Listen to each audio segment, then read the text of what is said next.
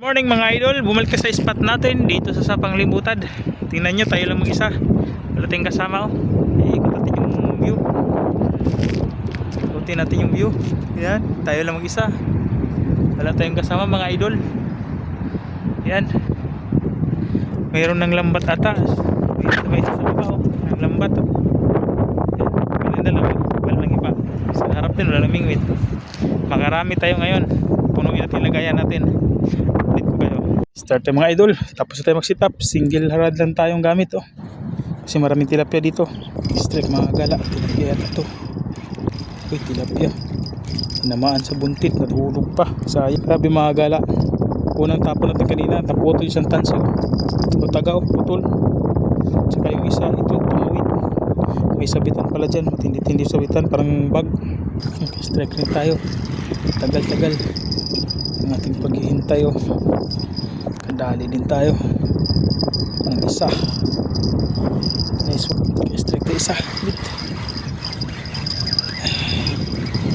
Ano pa yata na salvage. Sabi ko salvage oh.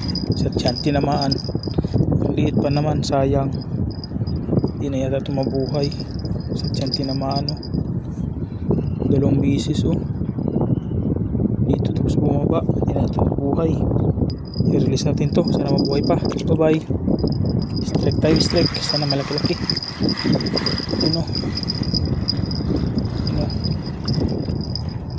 ito, yan. Kita nyo mga kagala oh. Good size na oh. Ano, good size na. Uy, naglock yung piril.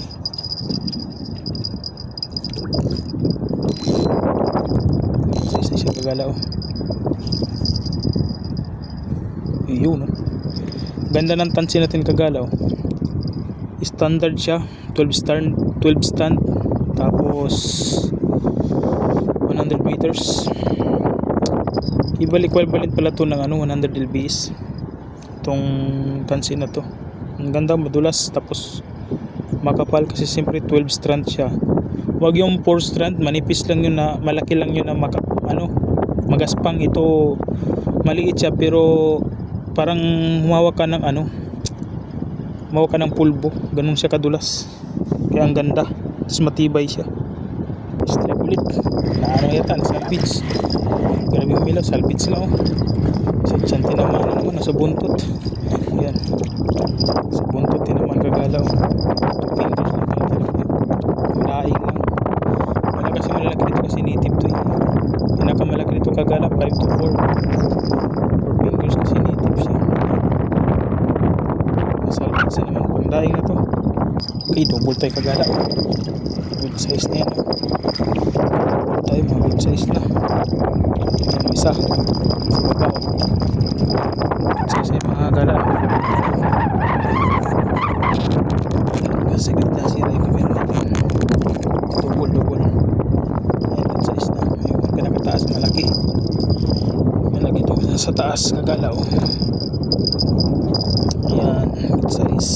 Strike ka ngayon, huli ka na sa malapit ka lang pala. Kala ko na sa malayo.